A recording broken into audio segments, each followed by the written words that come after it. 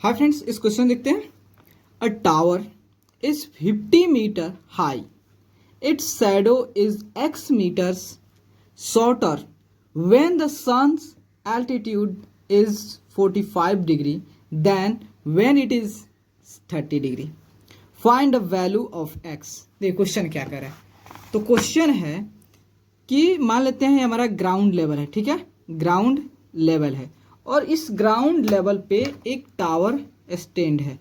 क्या है? एक टावर खड़ा हुआ है और इस टावर की जो हाइट है वह 50 मीटर है। ठीक है, क्या है? टावर है, समझिएगा, टावर है और इस टावर का जो हाइट है कितना है? 50 मीटर है। ठीक है, तो इसकी जो एंगल ऑफ एलिवेशन है, मतलब इधर कहीं सन होगा, सन के कारण जो होता है ये क्या हुआ, इसकी जो एंगल ऑफ एलिवेशन बन रहा है वह करीब कितना बन रहा है? वह आपका बन रहा है कितना? 30 डिग्री बन रहा है। ठीक है, 30 डिग्री बन रहा है, तो 30 डिग्री है। ठीक है, तो अगर पहले इसकी इस टावर की जो एंगल ऑफ एलिवेशन 30 डिग्री था तो इसकी शैडो कितनी थी? मान लेते ओ ए बी, इसकी शैडो ओ बी था।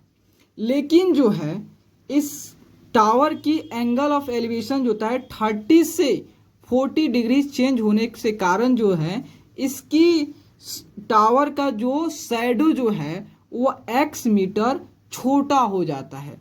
मान लेते हैं अब इस टावर की जो शैडो बन रहा है यहाँ पे, तो यह कितना हो गया? x मीटर छोटा हो जा रहा है। ये कितना है? 45 डिग्री है। ठीक है, एक बार और क्वेश्चन सुन लीजिए। क्वेश्चन है कि यह एक टावर जो है ग्राउंड पे क्या है? स्टैंड है, खड़ा है और उसकी पहले जो है एंगल ऑफ एलिवेशन जो है 30 डिग्री था, तो उस समय उसकी शैडो था उस टावर की ओ भी था। लेकिन जो था जैसे जैसे दिन गुजरते गया, मतलब दिन में जो था सूरज जो होता है वह अस्त होते गया, तो अब जो होता है उसकी जो सन आया, तो जिसके कारण जो था पहले 30 डिग्री एंगल ऑफ एलिवेशन बनता था, अब एंगल ऑफ एलिवेशन जो होता है 45 डिग्री फॉर्म्ड हुआ। तो 45 डिग्री फॉर्म्ड होने से जो पहले शैडो जो था वो भी था, अब वो x मीटर घट गया। अब यहाँ से इतना जो था शैडो घट गया, अब आगे केवल ये मान लेते हैं डी भी शैडो बच गया। ठीक है, तो कह रहा है कि इस x की वैल्यू क्या होगा? जो x मीटर घटा है तो वह वास्तव में कितना घटा है? 30 से 45 डिग्री हुआ है, तो वह x मीटर घटा है, तो x का वैल्यू क्या होगा? तो चलो फाइंड आउट करते हैं।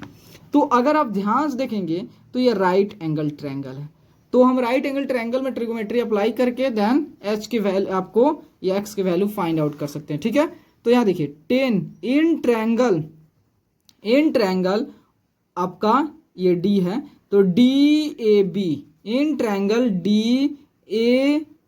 DAB ट्रायंगल में क्या होगा? 10 45 डिग्री इक्वल टू क्या होगा? 45 P फॉर क्या होगा? परपेंडिकुलर।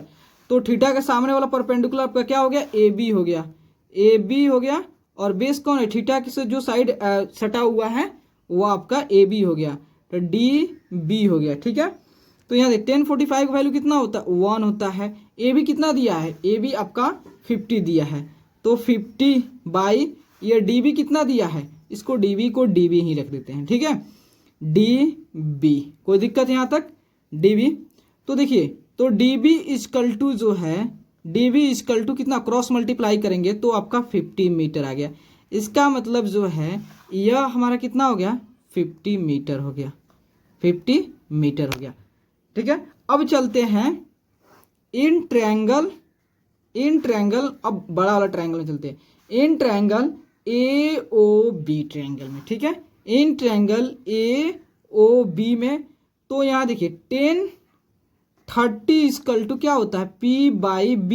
देखिए हमको एक स्टेप छोड़ दे रहा हूँ कि 10 थीटा इक्वल टू P/B होता है, तो थीटा का वैल्यू कितना है? 30 डिग्री है, आप इतना कर सकते हो। ठीक है, तो P equal to P for perpendicular, तो आप थीटा के सामने वाला क्या होता है? एंगल के सामने वाला जो साइड होता है वो परपेंडिकुलर होता है, डेट मीन्स AB बाई, अब क्या होगा आपका? OB हो जाएगा, बेस।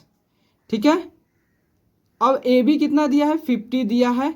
OB कितना दिया? देखिए OB, तो OB जो है आपका OD प्लस DB का सम दिया है, डेट मीन्स x प्लस 50 हो गया, x प्लस 50 हो गया, तो 1030 equal to 50 by x plus 50 हो गया, x प्लस 50 तो tan 30 का वैल्यू कितना होता है 1/√3 होता है, तो 50 प्लस x प्लस 50 होता है। अब क्रॉस मल्टीप्लाई करते हैं तो x प्लस 50 इजकल टू 50√3 हो गया। ठीक है, अब क्या करते हैं इस 50 को इस साइड शिफ्ट कर देते हैं तो 50√3 माइनस 50 हो गया। देन x इक्वल टू, अब इसमें से 50 को कॉमन कर लेता हूं तो √3 माइनस 1 हो गया। ठीक है, तो x इक्वल टू 50, √3 का वैल्यू कितना दिया इसमें 1.732 माइनस ऑफ 1, तो x इक्वल टू 50 इंटू, जब 1.732 में से 1 सब्ट्रैक्ट करेंगे तो 0.732, तो x इक्वल टू कितना होगा 50 इंटू जो होता है 50 इंटू 0.732 को मल्टीप्लाई करेंगे 50 इंटू 0.50, तो आपका 50 इंटू 0.732 के साथ मल्टीप्लाई करेंगे तो आ जाएगा 36.6 मीटर। ठीक है, तो ये x का वैल्यू कितना आ गया, x का वैल्यू जो था 36.6 मीटर आ गया, यही हमको फाइंड आउट करना था। ठीक है, तो प्लीज़ दोस्तों अगर आपको वीडियो अच्छे लगे और आपके लिए अगर हेल्पफुल है तो प्लीज़ चैनल को लाइक एंड सब्सक्राइब प्लीज़ ज़रूर करें, क्योंकि आपका लाइक एंड सब्सक्राइब हमें मोटिवेट करता है। Thank you friends.